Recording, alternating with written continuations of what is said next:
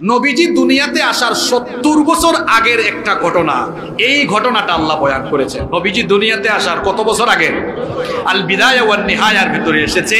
এটা নাজরানের ঘটনা। নবীজি দুনিয়াতে আসার ৭০ বছর আগের ঘটনা। ঘটনাটা কি বলবো? মন দিয়ে শুনতে হবে, শুনবেন তো?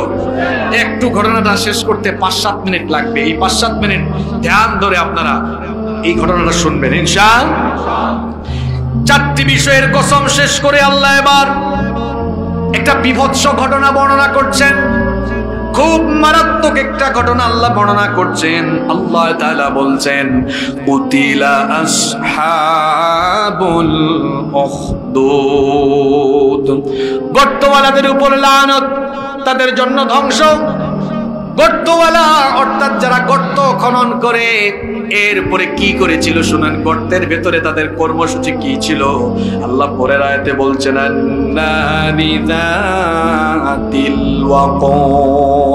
গর্ত খনন করে তারা গর্তের ভেতরে জ্বালানির ইন্ধন তারা সংগ্রহ করেছিল, গর্তের ভেতরে তারা আগুন জ্বালিয়ে দিয়েছিল। এরপরে وهم على ما يفعلون بالمؤمنين شهود। গর্তওয়ালারা গর্তের মধ্যে আগুন জ্বালিয়ে দিয়ে গর্তের কিনারে বসে মুমিনদের বিভৎস চিত্র তারা দেখেছিল। মুমিনদের উপরে তারা এমন নির্যাতন চালিয়েছিল, ওই গর্তের ভেতরে মুমিনদেরকে তারা পুড়াইয়া দিয়া তাদের জ্বলে পুড়ে মরার বিভৎস চিত্র তারা দেখতেছিল। ঘটনাটা বিস্তারিত আপনাদেরকে শোনাচ্ছি। নবী করিম সাল্লাল্লাহু আলাইহি ওয়াসাল্লাম দুনিয়াতে আসার ৭০ বছর আগের ঘটনা। নাজরানে একজন জালিম বাদশা ছিল। ওই বাদশার একজন দুষ্ট জাদুকর ছিল। ওই দুষ্ট জাদুকর দিয়ে বাদশা তার দেশের সকল প্রজাদেরকে, জনগণকে বশ করে রাখতো, যাতে করে কোনো জনগণ তার বিরুদ্ধে কোনো বিদ্রোহ করতে না পারে। আর ওই বাদশার সেই দুষ্ট জাদুকর গ্রহ নক্ষত্র ইত্যাদির দিকে তাকায় তাকায় বিভিন্ন আজে বাজে মন্ত্র পড়ে বিভিন্ন ধরনের ভবিষ্যৎবাণী সে করত। ওই দুষ্ট জাদুকর সে যখন বার্ধক্যে উপনীত হয়ে গেল, বার্ধক্যে উপনীত হওয়ার পরে একদিন সে বাদশাকে এসে বলল, মহামান্য বাদশাহ, আমি তো বয়সের ভারে নুজ্জ হয়ে গিয়েছি, যে কোনো সময় হয়তো দুনিয়া থেকে আমি চলে যেতে পারি। সুতরাং আমার এই জাদুবিদ্যা কোনো একজনকে শিখিয়ে যাওয়া দরকার, তালিম দিয়ে যাওয়া দরকার, যাতে করে আমি মারা যাওয়ার পরে এই জাদুবিদ্যা আপনার কাজে লাগতে পারে। বাদশাহ এবার জাদুকরের কথা শুনে একজন মেধাবী কিশোরকে সংগ্রহ করে দিল। ওই মেধাবী কিশোর প্রত্যেক দিন তার বাড়ি থেকে জাদুকরের বাড়িতে যায়। প্রত্যেক দিন সে যায় আর জাদুকরের কাছ থেকে জাদুবিদ্যা সে অর্জন করার চেষ্টা করে। একবার সে দেখলো তার বাড়ি থেকে ওই জাদুকরের বাড়িতে যাওয়ার পথে হঠাৎ করে একজন বুজুর্গ লোক আস্তানা গেড়েছেন। সেখানে তিনি আল্লাহর ইবাদত বندگی করেন, মাঝে মাঝে আবার লোকদেরকে নসিহত করেন। ছেলেটা জাদুকরের বাড়িতে যাওয়ার সময় মাঝে মাঝে সেখানে বসে যেত, ইবাদতের নমুনা দেখতো আর ওয়াজ নসিহত শুনতো। শুনতে শুনতে তার ভালো লাগলো, দিনের দাওয়াত শুনতো আর ভালো লাগতো। এভাবেই সে প্রতিদিন যাওয়া আসা করত। একদিন সে তার বাড়ি থেকে রওনা দিল। বাড়ি থেকে যখন রওনা দিল, পথের মধ্যে একটা হিংস্র জন্তু, এই হিংস্র জন্তু দাঁড়িয়ে থাকার কারণে, অবস্থান করার কারণে মানুষজন রাস্তাঘাটে বের হতে পারছে না, চলাফেরা করতে পারছে না। ছেলেটার মাথায় চিন্তা আসলো, আমি যে প্রতিদিন ওই জাদুকরের কাছে যাই, ওই জাদুকরের চাইতেও তো ওই বুজুর্গ লোকটা সুন্দর সুন্দর কথা বলে, একজন রবের কথা বলে, এক আল্লাহর কথা বলে, একত্ববাদী রবের কথা বলে। দেখি তো ওই একত্ববাদী রব সত্য নাকি আমি যে জাদুবিদ্যা শিখি, জাদুবিদ্যা এর চাইতে আরো বেশি পাওয়ারফুল। সে তখন তার হাতের মধ্যে একটা পাথর নিল। হাতের মধ্যে একটা পাথর নিয়ে সে মনে মনে বলল, ওই বুজুর্গ লোকটা যে একত্ববাদী রবের কথা বলে, একত্ববাদী রব যদি মহাশক্তিশালী হয়ে থাকে, তাহলে উনার নামে আমি পাথর মারছি। যদি তিনি থাকেন তাহলে যেন এই জন্তুটা মারা যায়, তিনি যদি না থাকেন তাহলে তো এটা মরবে না, বুঝবো উনার কোনো শক্তি নাই। আমি যে জাদুবিদ্যা শিখি এটাই আমার জন্য বেশি ভালো। এই কথা বলে সে যখন পাথরটা ছুঁড়ে মারল, সঙ্গে সঙ্গে আল্লাহর হুকুমে, আল্লাহর কুদরতে ওই জন্তুটা মারা গেল। এই ছেলেটা ওই বুজুর্গ লোকটার কাছে গিয়ে ওই ঘটনাটা বলল। বুজুর্গ লোকটা তখন বললেন, তুমি তো আল্লাহর কাছে উত্তম বান্দায় পরিণত হয়ে গিয়েছো, একত্ববাদী রবের পাওয়ার তো তুমি দেখেছো, তুমি কি সেই রবের প্রতি ঈমান আনবে না? ছেলেটা বলল, কেন আনবো না, আমি গুমরাহির ভেতরে থাকতে চাই না। সে ঈমানদার হয়ে গেল। সে যখন ঈমানদার হয়ে গেল, ইবাদত করতে করতে, বন্দেগী করতে করতে আল্লাহর এত বেশি নৈকট্যশীল হয়ে গেল, সে যখন কোনো অন্ধ রোগীর জন্য দোয়া করত, ওই অন্ধ রোগীর চোখের আলো আল্লাহ ফিরাই দিতেন। আল্লাহু আকবার। যখন কোনো কুষ্ঠ রোগীর জন্য দোয়া করত, কুষ্ঠ রোগীর কুষ্ঠ রোগ আল্লাহ ভালো করে দিতেন।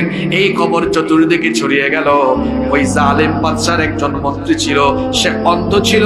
সে যখন এই কথা শুনলো একটা ছেলে আছে তার কাছে গেলে অন্ধত্ব ভালো হয়ে যায়, তখন সে মহামূল্যবান উপহার নিয়ে ওই কিশোর ছেলেটার কাছে আসলো।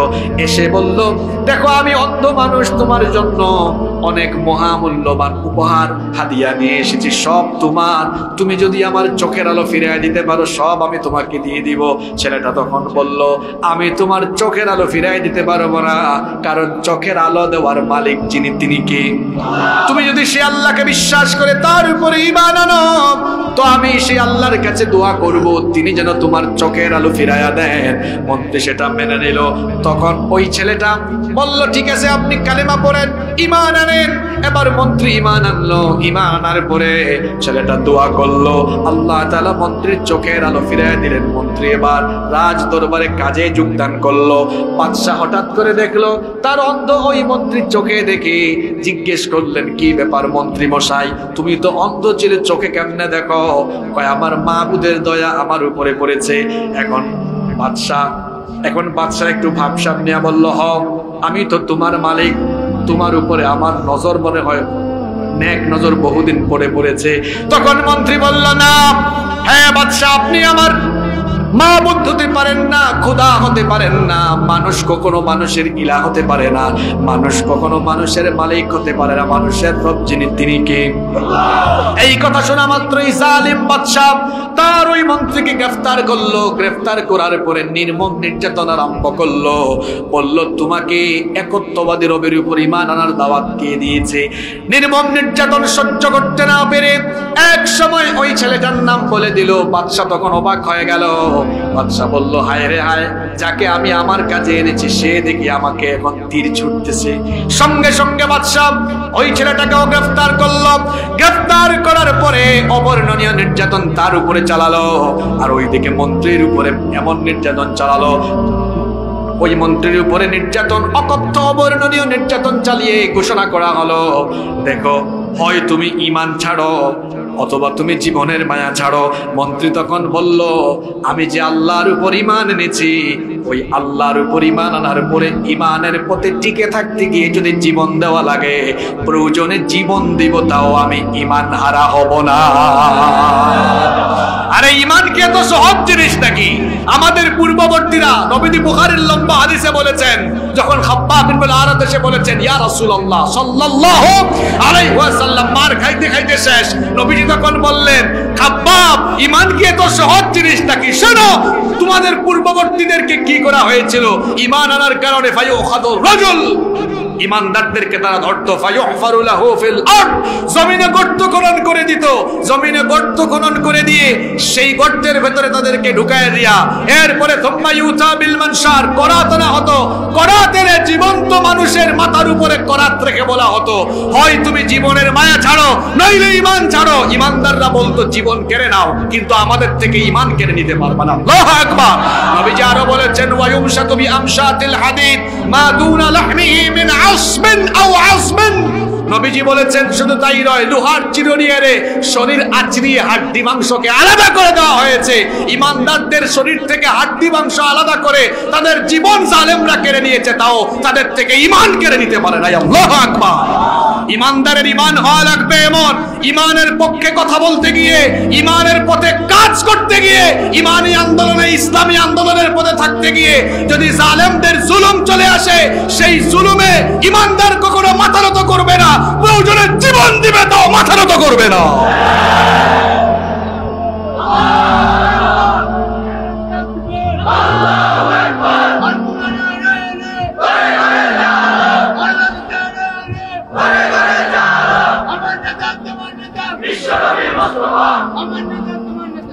ওই মন্ত্রীকে যখন বলা হলো হয় তুমি জীবনের মায়া ছাড়ো নইলে ঈমান ছাড়ো, সে বলল না জীবনের মায়া ছাড়তে পারি, ঈমান ছাড়তে পারি না। সঙ্গে সঙ্গে আমার বাবা জান ভাই জানরা নোয়াখালীর মুসলমানরা খুব মন দিয়ে শুনে উপলব্ধি করার চেষ্টা করেন, সেই জায়গায় আপনি আর আমি থাকলে কি করতাম। আমরা তো মাঝে মাঝে ধমক খাই, আর ওই জায়গায় যখন মন্ত্রী মানলেন না, সঙ্গে সঙ্গে বলা হলো করাত আনো। করাত দিয়ে তো আমরা গাছ কাটি, চিন্তা করেন ওই জায়গায় আপনি থাকলে কি করতেন। করাতকে মাথার উপরে রেখে দিয়ে বলা হয়েছে দেখো দেখো করাত দিয়ে কিন্তু চিরে তোমাকে দ্বিখণ্ডিত করে ফেলবো, হয় ঈমান ছাড়ো নইলে জীবনের মায়া ছাড়ো। কয় জীবন নিয়ে নাও, ঈমান নিতে পারবা? জীবন্ত মানুষটাকে করাত চালিয়ে দ্বিখণ্ডিত করে দিলাম। এরপরে ওই ছেলেটাকে বলল দেখো তোমার চোখের সামনেই তো করাত চালায় শেষ করে দিলাম। বাদশা বলল তুমি মেধাবী মানুষ, তোমাকে আমি মারতে চাই না, আমার কাজে লাগাতে চাই, আমি তোমাকে মারবো না, ঈমান ছাইরা দাও, তোমাকে আমার কাজে আমি লাগাবো। ছেলেটা বলল না, আমিও জীবন দিয়ে দিতে পারি, আল্লাহর দ্বীনের জন্য নিজেকে কুরবান করতে পারি, তাও আমি ঈমান আমি ছেড়ে দিতে পারি না। বাদশা মনে মনে ভাবলো এটা কোন জাতের মানুষ রে বাবা, দেখলো তার চোখের সামনে মাইরা ফেলতেছি আমি। বাদশা আবার টেকনিক করলো, দেখি একটু মরণের ভয় দেখাই, আমি এর মারবো না, কারণ মেধাবী আছে, আমার কাছে লাগাইয়া। বাদশা এবার সৈন্যদেরকে ডাকলো, ডেকে বললো এই ছেলেটাকে নিয়ে একটা উঁচু পাহাড়ে যাও, উঁচু পাহাড়ে গিয়ে পাহাড়ের উঁচুতে গিয়ে বলবা এখনো বাদশা যেটা বলেছেন সেটা মানো, নইলে এই পাহাড় থেকে তোমাকে ফেলে দিব, মরণের জন্য প্রস্তুতি গ্রহণ করো। কিছু সৈন্য যখন তাকে বিরাট একটা উঁচু পাহাড়ে নিয়ে গেল, তখন ওই ছেলেটা আল্লাহর কাছে আবেদন করলো, ওগো আল্লাহ তারা আমাকে মেরে ফেলতে চায়, তুমি একটু তাদেরকে দেখাও যে তারা চাইলে আমাকে মারতে পারবে না, বরং জন্ম আর মৃত্যুর মালিক একজন, গলার আওয়াজ বড় করে বলতে হবে তিনি কি। আল্লাহ তুমি তাদেরকে একটু বুঝায় দাও, ওরা চাইলে মারতে পারে না, বরং তোমার হুকুম মতোই মানুষের মরণ হয়, তুমি একটু দেখাইয়া দাও। যখনই তারা ছেলেটাকে উঁচু পাহাড়ের মধ্যে নিয়ে বলল এখনো সময় আছে, ঈমান ছাড়ো নইলে জীবনের মায়া ছাড়ো, ছেলেটা যখন এই দোয়া করলো, আল্লাহর হুকুমের সঙ্গে সঙ্গে এই পাহাড়টা থর থর করে কম্পিত হতে লাগলো। আল্লাহু আকবার। বলেন তো পাহাড়কে আল্লাহ চাইলে কাঁপাতে পারেন কিনা? পাহাড় যখন থর থর করে কেঁপে উঠলো, তারা চেয়েছিল ধাক্কা দিয়ে ছেলেটাকে ফেলে দিবে, এমন ভাবে পাহাড়টা কেঁপে উঠলো, যারা নিয়ে গিয়েছিল ফেলে দেওয়ার জন্য তারা উল্টা নিজেরাই পাহাড়ের নিচে পড়ে মারা গেল। আল্লাহু আকবার। ছেলেটা এবার রাজ দরবারে আসলো, বাদশা তার দিকে তাকায় খুশি হয়ে বলল বুঝছি তুমি আমার প্রস্তাব মেনে নিয়েছো, ওয়েলকাম, আসো। ছেলেটা মুচকি হেসে দিয়ে বললে খুব বাদশা আমি তোমার প্রস্তাব গ্রহণ করি নাই, খোঁজ নিয়ে দেখো যারা নিয়ে গিয়েছিল তারা বেঁচে আছে না মরে আছে। আল্লাহু আকবার বলবেন না? খোঁজ নিয়ে দেখা গেল যারা নিয়ে গিয়েছিল মারার জন্য তারাই শেষ। বাদশা বলল ঘটনা কি? ছেলে ঘটনা শোনালো। আবার কিছু সৈন্যদেরকে ডেকে বলল এই ছেলেটাকে নিয়ে গভীর সমুদ্রে চলে যাও, গভীর সমুদ্রে গিয়ে তাকে বলবা হয় জীবনের মায়া ছাড়ো নইলে তুমি ঈমান ছাড়ো, যদি সে আবার প্রস্তাব মানে ফিরাইয়া নিয়ে আসবা, না মানলে গভীর সাগরে ফেলে দিবা। গভীর সাগরে যখন নিয়ে গেল, সাগরের গভীরতা কেমন, গভীর সাগরের তরঙ্গমালা কেমন। আমি গত বছর একটা অ্যাক্সিডেন্টে পড়েছিলাম, মৃত্যুকে একেবারে কাছ থেকে দেখেছি, আল্লাহ দয়া করে বাঁচিয়ে দিয়েছেন। একেবারে মরেই তো যাচ্ছিলাম, সেখান থেকে আল্লাহ বাঁচাই এনেছেন। গভীর সমুদ্রে গেলে শুধু মৃত্যুর আওয়াজ শোনা যায়, যেটা আমিও নিজের চোখে দেখেছি। গভীর সমুদ্রে নিয়ে যখন ছেলেটাকে বলল, ছেলেটা তখন বলল আল্লাহ তোমার কারিশমা তুমি আবার দেখাও, এদেরকে বুঝাইয়া দাও তুমি না চাইলে কারো মরণ হতে পারে। আল্লাহ তাআলা সাগরের পানিকে অর্ডার করলেন, জলোচ্ছ্বাস উঠার জন্য সাগরের পানিগুলোকে আল্লাহ অস্থির করে দিলেন। বিরাট একটা জলোচ্ছ্বাস উঠলো। এই জলোচ্ছ্বাসের মধ্যে পানির অপর নাম যেমন জীবন, আবার পানির অপর নাম মরণ, কারণ এই পানিতে জীবন আছে, পানি পান করলে আমরা বাঁচি। আবার এই পানির মধ্যে ফেরাউনের মতো শয়তানকে মেরেছেন কি? পানির অপর নাম যেমন জীবন, আবার পানি হচ্ছে জুনদুম মিন জুনুদিল্লাহ, এটা আল্লাহর সৈনিক। পানি হুকুম মানে কার? বিরাট একটা জলোচ্ছ্বাস উঠলো, ওই জলোচ্ছ্বাসে যারা নিয়ে গিয়েছিল তারা মরে গেল। আর ছেলেটাকে বাঁচায়া সমুদ্রের ঢেউ দিয়ে তরঙ্গমালা দিয়ে আল্লাহ একেবারে তীরে পৌঁছায় দিলেন। সুবহানাল্লাহ। ছেলেটা রাজ দরবারে ঢুকে গেল। বাদশা বলল, বুঝছি এবার তুমি সাইজ হয়ে গেছো। তখন ছেলেটা বলল, বেকুব বাদশা, যারা নিয়ে গিয়েছিল তারা শেষ, কিন্তু আমি এখনো বেঁচে আছি কার রহমতে? বাদশা বলল, বুঝলাম না, তোমাকে মারা গেল না কেন? তখন ছেলেটা বলল, আমি যেভাবে বলবো সেভাবে যদি আমাকে মারার ব্যবস্থা করো তাহলেই তুমি কেবল আমাকে মারতে পারবা। বাদশা বলল, কিভাবে? ছেলেটা তখন বলল, আমাকে যদি মারতে চাও বিরাট একটা ময়দানে সকল জনগণকে উপস্থিত করবা। 2 নাম্বার হলো আমার জন্য খেজুর কাণ্ড দিয়ে শুল বানাবা, এরপরে আমাকে শুলে উঠায়া তারপরে তীর মারবা। তীর মারার সময় একটা দোয়া বলবা, বিসমিল্লাহি রাব্বি হাদাল গোলাম, অর্থাৎ এই রবের গোলামের নামে তীর মারলাম। এই পদ্ধতি অবলম্বন যদি করো তাহলেই কেবল আমাকে মারতে পারবা। বাদশা এবার এই প্রস্তাব গ্রহণ করলো। বিরাট একটি জায়গা নির্বাচন করা হলো, অসংখ্য জনতা সেখানে উপস্থিত হলো। এবার তাকে শুলে চড়ায়া একটা তীর নিক্ষেপ করা হলো। তীর নিক্ষেপের সময় বলা হলো, বিসমিল্লাহি রাব্বি হাদাল গোলাম, এই গোলামের রবের নামে তীর মারলাম। যখনই এই কথা বলে তীর মারা হলো, ছেলেটার কান পট্টিতে গিয়ে তীরটা লাগলো। ছেলেটা তার হাত কান পট্টিতে লাগিয়ে দিয়ে হাসতে হাসতে জীবন দিয়ে শাহাদাতের নজরানা পেশ করল। আল্লাহু আকবার। উপস্থিত জনতা এই চিত্র দেখার সঙ্গে সঙ্গে তারা কালেমা পড়ে পড়ে সবাই ঈমান আনলো। বাদশা তখন বলল, হায় রে হায়, একজনকে মারলাম, অন্যদিকে দেখি একজনের জীবনের বিনিময়ে হাজার হাজার মানুষ ঈমান এনেছে। বলেন সুবহানাল্লাহ। এখানে গাছ আছে না? একটা গাছ ছোটবেলা যখন রোপণ করা হয় তখন গাছ লাগাইয়া গাছের গোড়ায় কি ঢালা লাগে? জোরে বলেন। ইসলামের গাছ এত বড়, আজকে পৃথিবীতে 200 কোটি মুসলমান। ইসলামের এই গাছটা এত বড় হয়েছে কেমনে জানেন? ইসলামের দাওয়াত দেওয়ার পরে ইসলামের গাছের শেকড়ে রক্ত দিয়ে শাহাদাতের নজরানা পেশ করে তারপরে ইসলামের গাছটাকে এত বড় করা হয়েছে।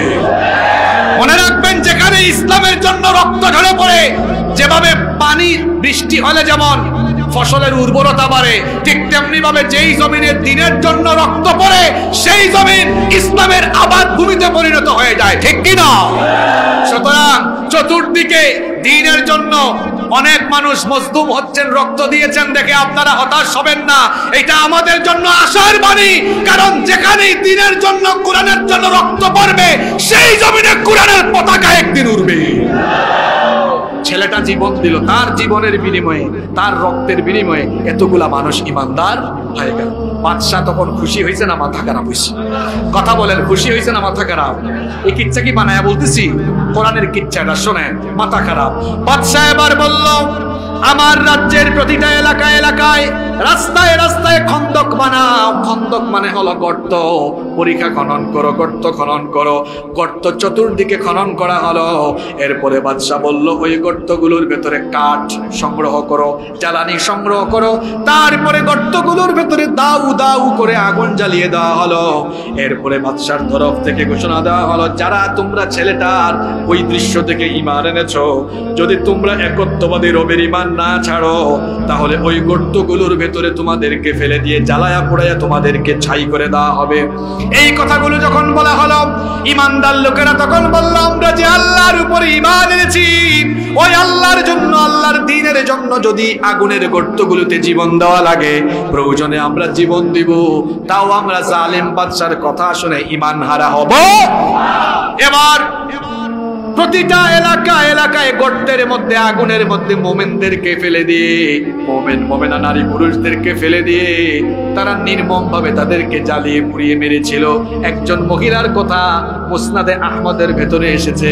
একজন মহিলা, তার কোলের মধ্যে একটা অবুঝ বাচ্চা ছিল, শিশু বাচ্চা ছিল। মহিলা যখন দেখতেছে সবাইকে পুড়িয়ে মারা হচ্ছে, সন্তানের প্রতি মায়ের অন্তরে দয়া আছে না নাই? তখন মহিলা ভাবতেছে, হায় রে হায়, এখন কি আমি একটু মিথ্যার আশ্রয় নিব নাকি? সন্তানটাকে তো বাঁচানো দরকার। আমি একটু বলে ফেলবো নাকি যে আমি ঈমান আনি নাই? যখন এটা মনে মনে ভাবা শুরু করেছে, বেশ কয়েকটা শিশু কুলে থাকা অবস্থায় কথা বলেছে। যেমন ইউসুফ আলাইহিস সালামের বিপদের সময়ে একটা অবুঝ শিশুকে দিয়ে কথা বলিয়েছেন কে? আবার বনি ইসরাইলের জুরাইদ যখন বিপদে পড়েছিলেন তখনও একটা অবুঝ শিশুর জবান খুলে দিয়েছেন কে? এই মা যখন এই কথা ভাবছে, সঙ্গে সঙ্গে কুলে থাকা অবুঝ শিশুর জবান আল্লাহ খুলে দিলেন। শিশুটা তখন বলল, মা গো, জালিমদের আগুনের অগ্নিকুণ্ড দেখে ভয় পাইও না, দেখতেছো এটা অগ্নিকুণ্ড, ইমানের জন্য ঝাঁপ দিয়া দেখো, অগ্নিকুণ্ডকে আল্লাহ তোমার জন্য জান্নাতের বাগান বানায়া দিবে। মা তখন অবুঝ শিশুর জবান থেকে এই কথা শুনে ঈমানি তেজ আরো বেড়ে গেল। মা তখন জীবন দেওয়ার জন্য প্রস্তুত হয়ে গেল। ওই জালেমগুলো এই মা আর অবুঝ শিশুকেও অগ্নিকুণ্ডে ফেলে দিল। এই অগ্নিকুণ্ডে বিভৎসভাবে চলে পুড়ে জীবন দেওয়া সেই ইমানদার নারী পুরুষদের ঘটনা আল্লাহ এই সূরার মধ্যে বর্ণনা করেছেন। আল্লাহ বলছেন, কুতিলা আসহাবুল উখদুদিন নারি যাতিল ওয়াকুদি ইয হুম আলাইহা কুদুম ওয়া হুম আলা মা ইয়াফআলুনা বিল মুমিনিনা শুহুদ। আল্লাহু আকবার বলেন। আল্লাহ বলছেন, গর্তওয়ালাদের উপরে লানত।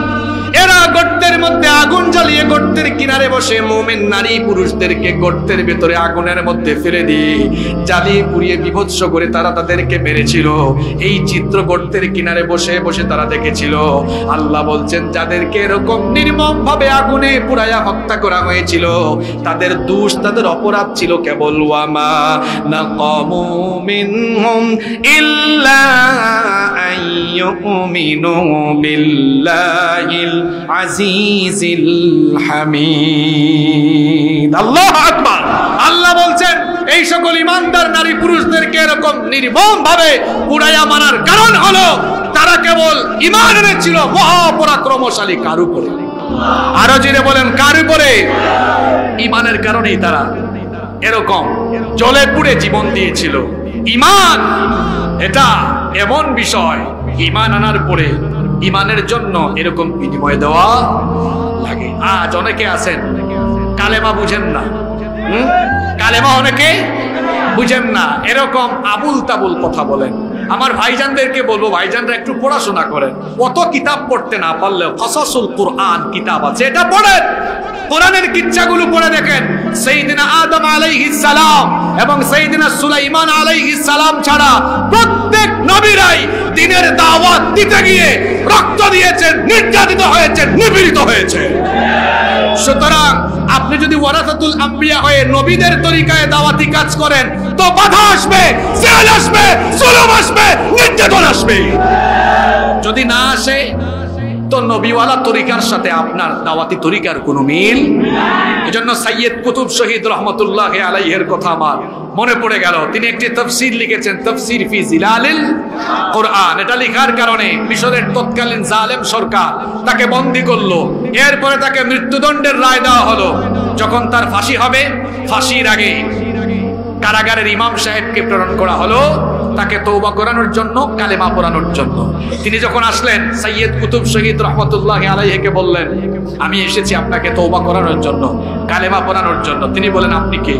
তিনি বললেন, আমি হলাম এই কারাগারের ইমাম, আমার দায়িত্ব হলো নামাজ পড়ানো আর এরকম ফাঁসির আদেশ কারোর প্রতি হলে তারে তওবা করানো, কালেমা পড়ানো। সাইয়্যিদ কুতুব শহীদ রহমতুল্লাহ আলাইহি কৌতূহল নিয়ে জিজ্ঞেস করেছিলেন, ইমাম সাহেব রাগ কইলেন না, আপনি যে এখানে কালেমা পড়ান, তওবা করান, এজন্য কি আপনাকে বেতন দেওয়া হয় নাকি? হ্যাঁ, আমাকে তো একটা বেতনও দেওয়া হয়। সাইয়্যিদ কুতুব শহীদ রহমতুল্লাহ আলাইহি তখন বুঝলাম না ইমাম সাহেব, আপনি কালেমা পড়াইয়া বেতন পান, এটা দিয়ে আপনার রুটি রুজি হয়, আর আমি এই কালেমার ব্যাখ্যা লিখলাম, আমারে ফাঁসি দেওয়া হয়। তার মানে আপনার কালেমা আমার কালিমা এক হলেও দুই কালেমার দাবি এক নয়। এই জন্য আপনি কালেমা পড়াইয়া বেতন পান, আর আমি কালেমার ব্যাখ্যা লিখে আমাকে ফাঁসি দেওয়া হয়।